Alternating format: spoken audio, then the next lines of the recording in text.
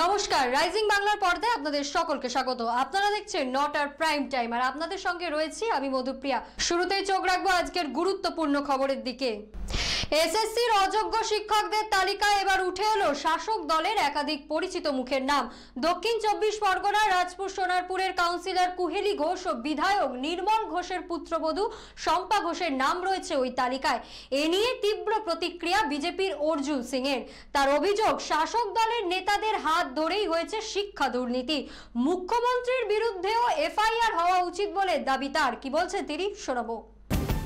SSC থেকে প্রকাশিত অযোগ্য শিক্ষকদের তালিকায় উঠে এসেছে দক্ষিণ 24 পরগনার এক তৃণমূল কাউন্সিলরের নাম। রাজপুর সোনারপুর পৌরসভার 18 নম্বর ওয়ার্ডের কাউন্সিলর তথা চৌহাটি হাই স্কুলের ইতিহাস শিক্ষিকা কুহেলি ঘোষের নাম রয়েছে তালিকার 647 নম্বরে। এ বিষয়ে কুহেলি ঘোষ জানিয়েছেন, 2022 সালে সিবিআইও একই রকম একটি তালিকা প্রকাশ করেছিলেন। তখনও তার নাম ছিল, কিন্তু সেই তালিকা আদালতে চ্যালেঞ্জ করেন, কারণ তিনি মনে করেন তার চাকরি স্বচ্ছভাবে এবং যোগ্যতার ভিত্তিতেই হয়েছে। সেই মামলা চলার সময় গত 3 বছরে সিবিআই তাকে একবারও ডাকেনি। 2022 সাল থেকে এই কর্মকাণ্ড চলছে।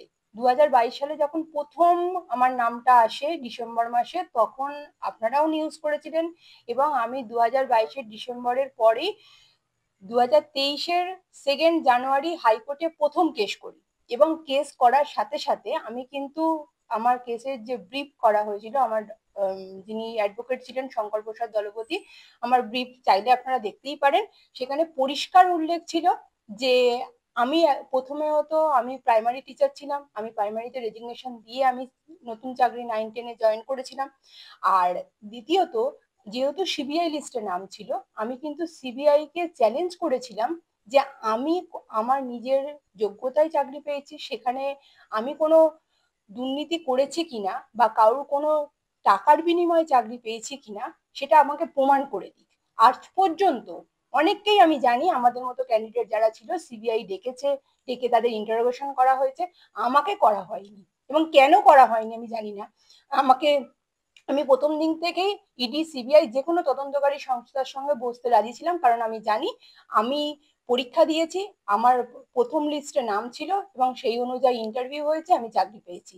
তারপর কেন আমার নামে অভিযোগটা এলো, সেই অভিযোগটা কিন্তু প্রমাণ করে দেওয়ার দায়িত্ব যে তদন্তকারী সংস্থা আমাকে টেন্টেড করে দিয়েছে আজকে, তাহলে তাকে কিন্তু প্রমাণ করে দেওয়ার কথা। 3 বছর ধরে তারা এখনো পর্যন্ত আমাকে জানায়নি যে কেন আমাকে এই টেন্টেড তালিকায় ফেলা হলো।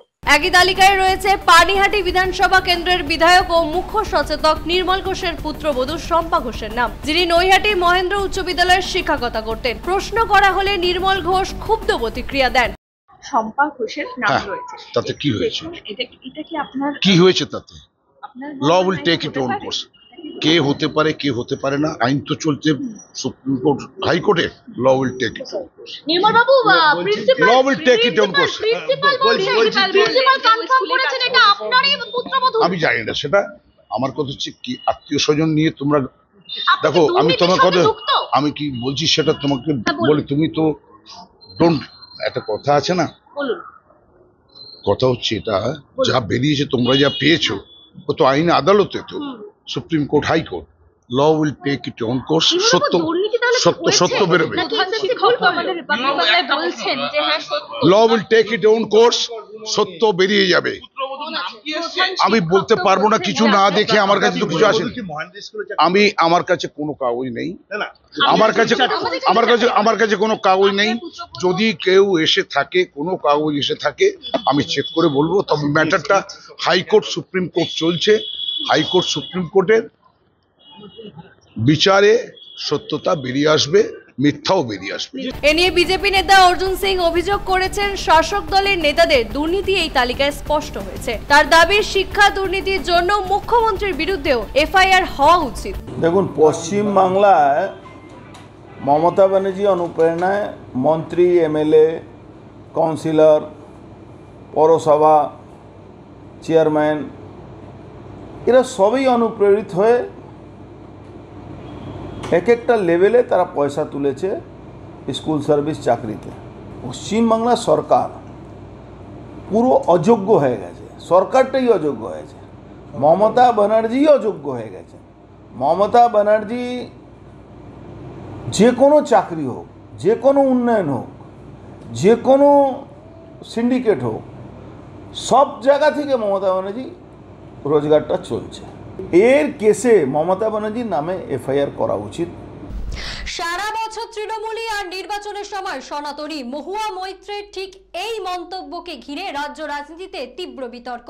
বৈষ্ণবদের কোষ্ঠীমালা নিয়েও কটাক্ষ, বিরোধীদের অভিযোগ হিন্দু বিদ্বেষ ও তপশিলি সম্প্রদায়কে অপমান করা হয়েছে। ভোটের আগে উত্তাল রাজনীতি, ঠিক কি হয়েছে দেখুন। তৃণমূল সাংসদ মহুয়া মৈত্রের সাম্প্রতিক মন্তব্য ঘিরে রাজ্যে শুরু হয়েছে তীব্র বিতর্ক। এক জনসভায় তিনি অভিযোগ করেন, সারা বছর তৃণমূলী আর নির্বাচনের সময় সনাতনী। 28 আগস্ট করিমপুর ব্লক এ তৃণমূল কর্মী সমাবেশ থেকে এই মন্তব্য করেছিলেন তৃণমূল সাংসদ মহুয়া মৈত্র। পাশাপাশি বৈষ্ণব ভক্তদের কণ্ঠীমালা নিয়েও বিদ্রূপ করেন তিনি। বিরোধীরা তার মন্তব্যকে হিন্দু বিদ্বেষ ও তপশিলি সম্প্রদায়কে অপমান বলে আখ্যা দিয়েছে। তাদের দাবি, সরকারি প্রকল্পকে দলীয় সম্পত্তি হিসেবে দেখা সাংবিধানিক শপথ বিরোধী। অন্যদিকে তৃণমূল শিবিরের একাংশ বলছে, বিজেপির ভোট কৌশল তুলে ধরতে গিয়েই মহুয়া মৈত্র তীব্র ভাষা ব্যবহার করেছেন। রাজনৈতিক মহলের মতে এই মন্তব্য আসন্ন ভোটে বড় প্রভাব ফেলতে পারে। সারা বছর তৃণমূলী আর ভোটের সময় সনাতনী, এটা কি অঙ্ক ভাই? এক একটা এসসি বুথে আমরা 1000 টাকা লক্ষ্মীর ভান্ডার পেরে এসসি মহিলারা 1200 টাকা পায়, অথচ প্রত্যেকটা এসসি বুথে, নমশূদ্র বুথে, মতুয়া বুথে 100টা ভোট খুললে 85টা বিজেপি, 15টা অন্যান্য পার্টি। বাপরে বাপরে বাপ! কাজের সময় মমতা, রাস্তার সময় মমতা, কাঠের মালা করে সব তো চলে আসেন ভাই ভাতা নিতে, তখন কি হয়? তখন কি হয়? বাস্তব কথা বলছি আমি, শুনতে খারাপ লাগে, বাস্তব কথা বলছি আমি। যখন কথা বলি সেগুলো খুব টিভি ভিডিও হয়, আমার কিছু যায় আসে না। এটা চাকরি প্রার্থীদের থেকেও মহাদাগী মমতা বন্দ্যোপাধ্যায়। এসএসসি কেলেঙ্কারি নিয়ে তীব্র আক্রমণ শুভেন্দুর, বললেন টাকা সুপারিশের চাকরি। তার দাবি, নিয়োগ হয়েছে নেতা মন্ত্রীদের পিছনের দরজা দিয়ে। সরকার নিজেই স্বীকার করেছে দুর্নীতি। আর কি বললেন তিনি, শুনুন। এসএসসি অযোগ্যদের তালিকা প্রকাশ ঘিরে উত্তাল রাজ্য রাজনীতি। এই প্রসঙ্গে মুখ্যমন্ত্রী মমতা বন্দ্যোপাধ্যায়কে নিশানা করে তীব্র আক্রমণ করলেন বিরোধী দলনেতা শুভেন্দু অধিকারী। তার দাবি, চাকরি প্রার্থীরা দাগী হলেও তাদের থেকেও মহাদাগী মমতা বন্দ্যোপাধ্যায়। তিনি অভিযোগ করেন, চাকরি প্রার্থীদের বড় অংশ রাজনৈতিক সুপারিশে চাকরি পেয়েছেন, কেউ আবার গয়না জমি বিক্রি করে টাকা দিয়ে চাকরি কিনেছেন। শুভেন্দুর বক্তব্য, 90% টাকা দিয়ে চাকরি পেয়েছেন, 10% নিয়োগ হয়েছে নেতা মন্ত্রীদের পিছনের দরজা দিয়ে। পাশাপাশি তিনি বলেন, আগে তারা বলতেন এই সরকার চাকরি চোর, এবার সরকার নিজেই সেটা স্বীকার করে নিয়েছে। চাকরি যারা হারা হলেন তারা যদি দাগী হন বা অভিযুক্ত হন, সাথে সাথে মমতা ব্যানার্জি এবং তার সরকার হচ্ছে মহাদায়ী। কারণ এই লোকগুলোর মধ্যে অনেকেই রাজনৈতিক ভাবে সুপারিশে চাকরি পেয়েছে, আবার অনেকে স্ত্রীর গয়না, মায়ের গয়না, গরু বাছুর, জমি জায়গা সব বিক্রি করে চাকরি পেয়েছে। স্বাভাবিকভাবে এরা যদি দাগী হয়ে থাকেন, হয়তো দাগী সুপ্রিম কোর্টের ভাষায়, তাহলে মহাদাগী হচ্ছে মমতা বন্দ্যোপাধ্যায়ের সরকার। মমতা বন্দ্যোপাধ্যায়ের সরকার চাকরি চোর, যা এতদিন জনসভাতে, মিডিয়াতে আমরা বলতাম, আজকে কিন্তু সুপ্রিম কোর্টের এই কড়া নির্দেশের পরে নিজেরাই স্বীকার করলো যে আমরা চাকরি চোর। তৃণমূলের অন্দরেই ফের বিতর্কের সুর। দলের মহিলা সাংসদরা চুপ, আক্রমণের সময় পাশে থাকেন না।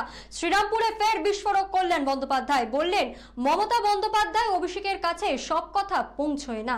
ঠিক কি দাবি তার, শোনাবো। বিস্ফোরক মন্তব্য করলেন তৃণমূল সাংসদ কল্যাণ বন্দ্যোপাধ্যায়। তিনি অভিযোগ করেন, সংসদে তাকে হুমকি দেওয়া হলেও দলের মহিলা সাংসদরা চুপ করে বসে থাকেন। তার কথায়, বিজেপি যখন আক্রমণ করে তখন দলের কেউ পাশে দাঁড়ায় না, এসপির লোকেরা পাশে দাঁড়িয়েছিল, তৃণমূলের মহিলা এমপিরা নয়। তিনি আরো বলেন, রাজীব প্রতাপ রুডি সংসদে আমাকে থ্রেট করেছিল, কিন্তু ডেপুটি লিডার শতাব্দী রায় কিছু বলেননি, মহুয়াও নয়। দিদি অভিষেকের কাছে সব কথা পৌঁছায় না, অনেক কিছু ফিল্টার হয়ে যায়। সম্প্রতি মহুয়া মৈত্রকে নিয়ে বিতর্কিত মন্তব্যের জেরে চিফ হুইপ পদ ছাড়তে হয় কল্যাণকে। তার জায়গায় কাকলি ঘোষ দস্তিদারকে চিফ হুইপ এবং শতাব্দী রায়কে ডেপুটি লিডার করা হয়। কল্যাণের এই মন্তব্য ঘিরে ফের দলের অন্দরে বিতর্কের সম্ভাবনা তৈরি হয়েছে। অ্যাট দি সেম টাইম পার্লামেন্টের চেম্বারের মধ্যে দাঁড়িয়ে রাজীব প্রতাপ রুডি মহুয়াকে সাপোর্ট করতে যে আমাকে থ্রেট করেছিল, সেখানে শতাব্দী রায় ডেপুটি লিডার উপস্থিত ছিল। সেদিনকে ডেপুটি লিডারও তাকে, রাজীব প্রতাপ রুডিকে কিছু বলেনি, আর মহুয়া তো বলবেই না, ছেড়ে দিন।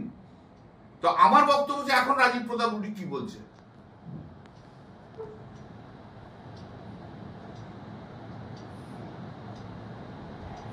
আমাকে যখন অ্যাটাক করা হচ্ছে তখন কিন্তু মহিলা মহল, আমাদের তৃণমূলের মহিলা মহল কিন্তু সব চুপ করে বসে থাকে। বিজেপির লোক অ্যাটাক করছে কিন্তু তখন মহিলা এমপিরা চুপ করে বসে থাকে, কিন্তু তখন দলের যে একজন এমপিকে সাপোর্ট করে না। সেদিনকে এসপির লোকগুলো আমাকে সাপোর্ট করেছিল। দিদি আর অভিষেকের কাছে তো ফিল্টার হয়ে অনেক কথা যায়, সব কথা তো আর যায় না। একটা ডেপুটি লিডার কি করে দাঁড়িয়ে দেখলো যে রাজীব প্রতাপ রুডি তার দলের এমপিকে থ্রেট করছে, মাসল পাওয়ার দেখাচ্ছে। আমি যখন চিফ হুইপ ছিলাম তখন এই বিষ্ণুপদ রায় একটা আমাদের কোন এমপিকে কি বলতে এসেছিল, আমি বললাম জিপ ছিঁড়ে নেবো একদম। নন্দীগ্রামে গেরুয়া ঝড়, সোনাচূড়া কৃষি সমিতির সবকটি আসনে বিজেপির দখল, তৃণমূলের খাতা শূন্য। রবিবার অনুষ্ঠিত এই নির্বাচনে তৃণমূল, বিজেপি ও সিপিআইএম এর প্রার্থীরা প্রতিদ্বন্দ্বিতা করলেও ভোট গণনার শেষে 12টির মধ্যে 12টি আসনে নিরঙ্কুশ জয় পেল বিজেপি।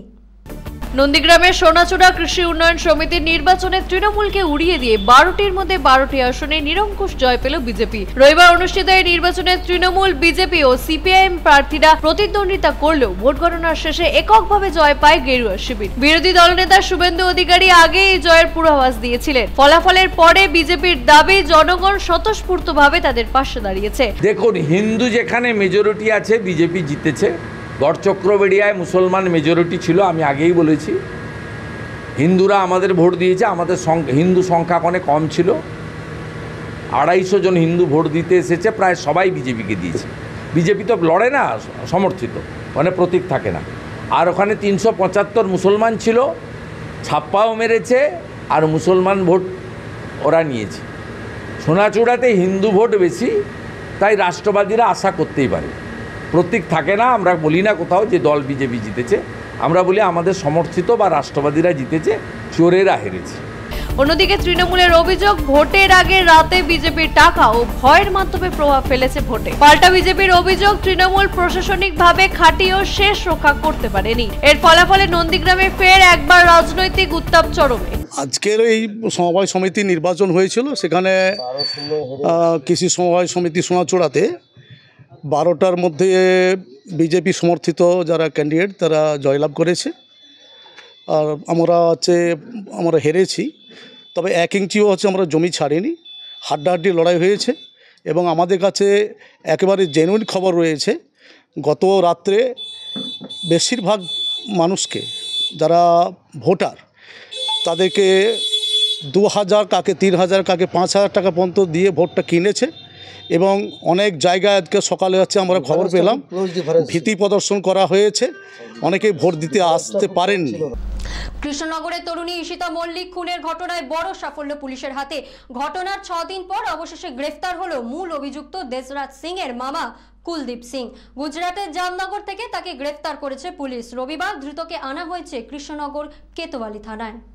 কৃষ্ণনগরে তরুণী ঈশিতা মল্লিক খুনের ঘটনায় 6 দিন পর গ্রেফতার হলো মূল অভিযুক্ত দেশরাজ সিং এর মামা কুলদীপ সিং। গুজরাটের জামনগর থেকে তাকে গ্রেফতার করে পুলিশ। রবিবার ধৃতকে কৃষ্ণনগর কোতোয়ালি থানায় আনা হয়। পুলিশের দাবি, খুনের পর দেশরাজ সিং উত্তরপ্রদেশে পালিয়ে যায় এবং সেখানে তার মামা কুলদীপ সিং তাকে আশ্রয় দেয়। শুধু তাই নয়, ভুয়ো নথি তৈরি করে দেশরাজকে পালাতে সাহায্য করেছিল কুলদীপ। ধৃত কুলদীপ সিং উত্তরপ্রদেশের দেউরিয়ার বাসিন্দা। ঘটনার পর গা ঢাকা দেয় গুজরাটে। জিজ্ঞাসাবাদের মাধ্যমে দেশরাজের খোঁজে আরো গুরুত্বপূর্ণ তথ্য মিলতে পারে বলে আশাবাদী পুলিশ।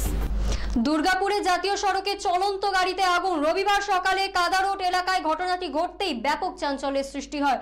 শর্ট সার্কিট থেকে আগুন লেগেছে বলে প্রাথমিক অনুমান দমকলের, তবে হতাহতের কোনো খবর মেলেনি। 19 নম্বর জাতীয় সড়কে শনিবার সকালে হঠাৎ দাউ দাউ করে জ্বলে ওঠে একটি 4 চাকা গাড়ি। ঘটনায় ব্যাপক চাঞ্চল্যের সৃষ্টি হয় দুর্গাপুর থানার কাদা রোড এলাকায়। স্থানীয় সূত্রে জানা গেছে, গাড়িটি দুর্গাপুর থেকে আসানসোলের দিকে নিয়ে যাওয়া হচ্ছিল সার্ভিসিং করানোর জন্য। সেই সময় হঠাৎ শর্ট সার্কিট থেকে গাড়িটি আগুন লেগে যায় বলে প্রাথমিক অনুমান দমকলের। খবর পেয়ে ঘটনাস্থলে পৌঁছায় দমকলের একটি ইঞ্জিন ও দুর্গাপুর থানার পুলিশ। প্রায় কিছুক্ষণ প্রচেষ্টার পর আগুন নিয়ন্ত্রণে আসে, তবে গাড়িটি ক্ষতিগ্রস্ত হয়েছে বলে দমকল সূত্রে জানানো হয়েছে। দমকলের আধিকারিক রাজীব ঘটক বলেন, শর্ট সার্কিট থেকে আগুন লাগতে পারে, হতাহতের কোনো খবর নেই, আমরা আগুন নিয়ন্ত্রণে এনেছি। আইসি থেকে আমাদের ফোন এসেছিল যে একটা গাড়িতে আগুন লেগে গেছে। আমরা এসে এখানে দেখলাম যে একটা কিয়া কোম্পানির গাড়িতে আগুন লেগে গেছে। সে খোঁজ খবর নিয়ে জানা গেল সার্ভিসিং করতে এসেছিল, স্টেজ টাইমে বেরিয়েছে, রাস্তার মধ্যে আগুন লেগে গেছে। কি কারণে লাগতে পারে? শর্ট সার্কিট হতে পারে। ঘটনার জেরে কিছুক্ষণ জাতীয় সড়কে যান চলাচল ব্যাহত হলেও পরে পুলিশের তৎপরতায় পরিস্থিতি স্বাভাবিক হয়। তবে গাড়ির মালিক এই বিষয়ে মুখ খুলতে চাননি। আর थोड़ा कैसे हुआ ये थोड़ा बोल दीजिए ना। हैं? आप ही लोग का आप ही का लेके बोल रहे थे। हैं? ভাগীরথীর ভয়াল ভাঙনে তলিয়ে যাচ্ছে জমি আর সাথে জীবিকাও। শান্তিপুর ব্লকের বেলঘরিয়া টু মঠপাড়া এলাকায় দিশেহারা মানুষ। জরুরি প্রশাসনিক হস্তক্ষেপের দাবি স্থানীয় বাসিন্দাদের। নদী ভাঙনের আতঙ্কে দিশেহারা শান্তিপুর ব্লকের বেলঘরিয়া টু বিহারিয়া মঠপাড়া এলাকা। রাতের অন্ধকারে ভাগীরথীর প্রবল ভাঙনে একাধিক আম গাছ ও বেশ কয়েক বিঘা চাষের জমি নদী গর্ভে তলিয়ে গেছে। স্থানীয়দের অভিযোগ, বিশেষত কালো বস্তা নামে পরিচিত ঘাটে প্রতিদিন ভিড় জমান হাজার হাজার মানুষ, আর সেখানেই বসা প্রায় 30 থেকে 40টি দোকানি এখন ভাঙনের মুখে।